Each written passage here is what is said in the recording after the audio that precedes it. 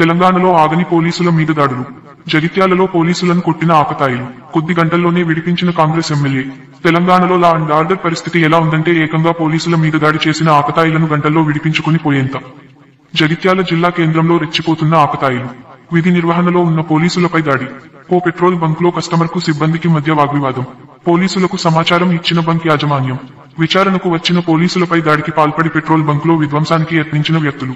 విధులకు ఆటంకం కలిగించారని బోదుకాని శేఖర్ తమ్మ గంగారాంలపై కేసు నమోదు. టౌన్ ఎస్ఐ గీత. ఇద్దరిలో ఒకరు ఎమ్మెల్యే సంజయ్ కుమార్ మనిషి కావడంతో ఒత్తిడి చేసి విడిపించుకుని పోయిన ఎమ్మెల్యే.